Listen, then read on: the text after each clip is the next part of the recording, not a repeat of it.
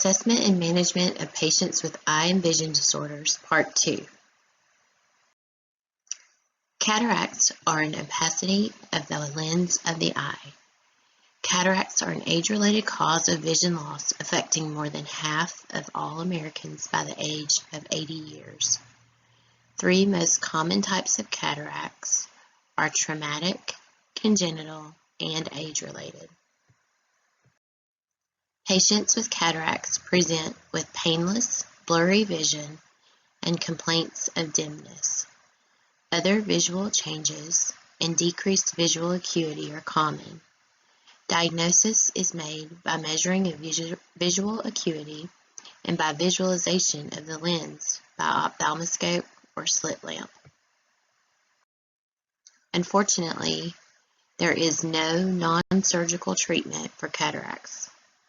Surgery is not recommended for patients without symptoms interfering with normal activities for visual acuity. Surgery is most often outpatient under local anesthesia. Complications are rare but can be significant. Nurses provide pre- and post-operative care for patients undergoing outpatient cataract surgery.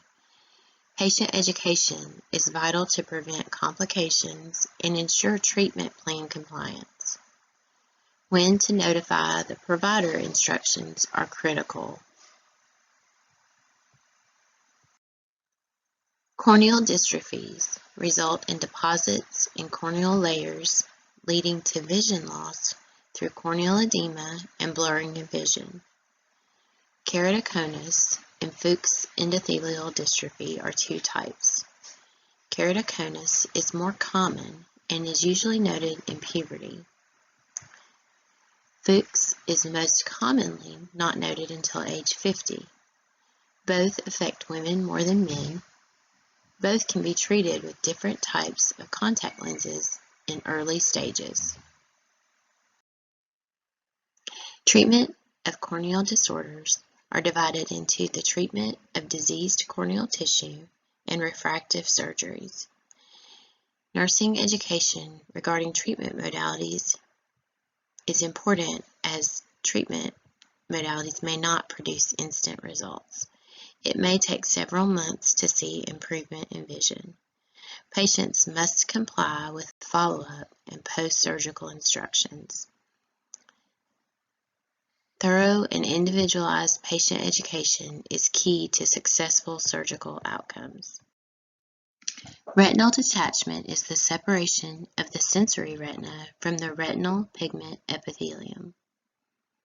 Risk factors for developing retinal detachment include trauma, severe myopia or aphakia, history of diabetic retinopathy. Patients often present with a sensation of a shade or curtain coming across the vision of one eye, bright flashing lights, or a sudden onset of floaters. Diagnosis is reached with visual acuity testing, dilated direct ophthalmoscopy, or slit lamp exam. Further testing may be performed after referral to a retinal specialist. Surgical management of retinal detachment includes scleral buccal procedure and vitrectomy. Scleral buccal compresses the sclera to bring the two layers of the retinal detachment to each other. A vitrectomy is an intraocular procedure where the layers of the retina are dissected and material is injected into the eye to hold the retina in place. Patient education is the priority nursing management of retinal detachment. Surgical correction is most often an outpatient procedure, so patients must understand the signs and symptoms of complications. Patient positioning is very important with gas bubble injection vitrectomy, as the bubble must stay in position to reattach the retina. Retinal vascular disorders are the acute loss of vision from occlusion of the retinal artery or vein. This is associated with the chronic conditions of atherosclerosis, cardiac valvular disease, venous stasis, hypertension, or increased blood viscosity. Other risk factors are diabetes, glaucoma, and aging. Age-related macular degeneration accounts for 54% of all blindness in older adults. This condition is divided into two types: dry or non-exudative, which accounts for 85 to 90% of cases, or the wet type. Non-exudative age-related macular degeneration is the slow breakdown of the layers of the retina with the appearance of drusen, which is tiny yellowish spots beneath the retina.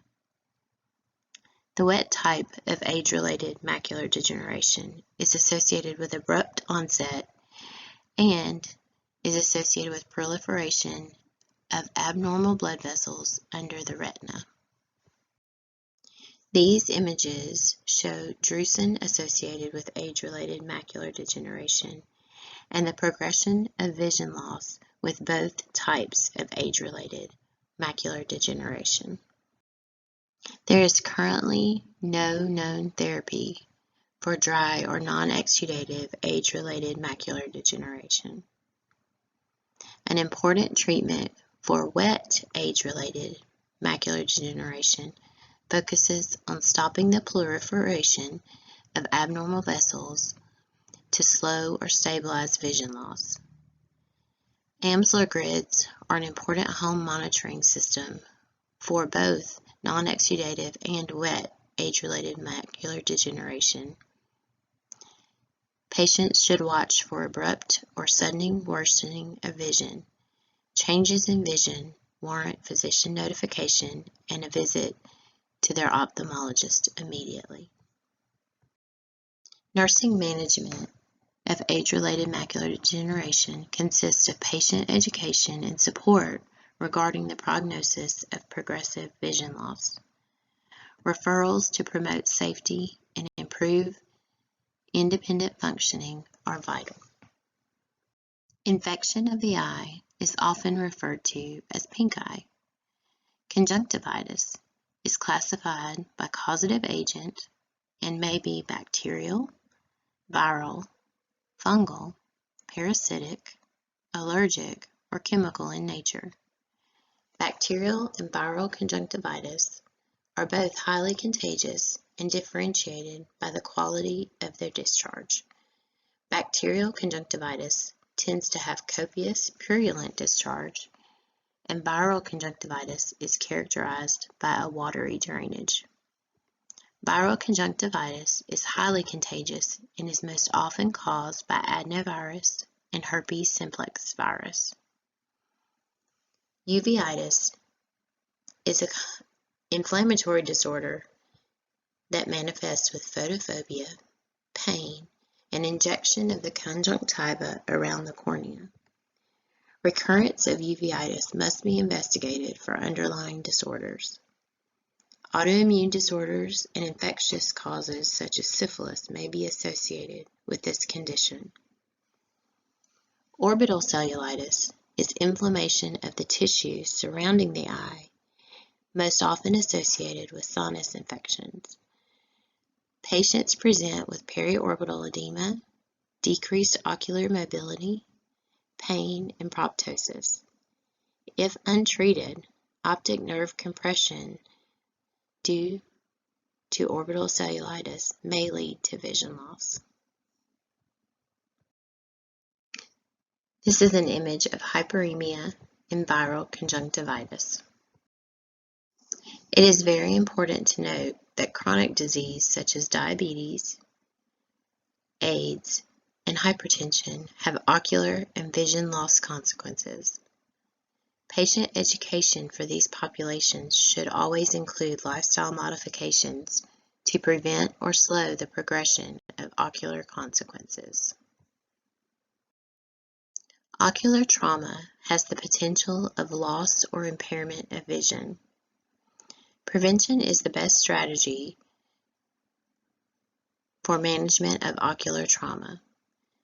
Nurses should be familiar with first aid for eye emergencies.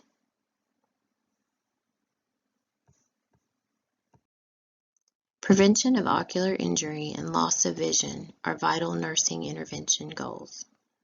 Health promotion for patients includes strategies for the prevention of injury and strategies to slow the progression of vision loss, whether in the inpatient or the outpatient setting. See Chart 63-10 for prevention education strategies. The nurse plays an important role in the promotion of eye health and vision preservation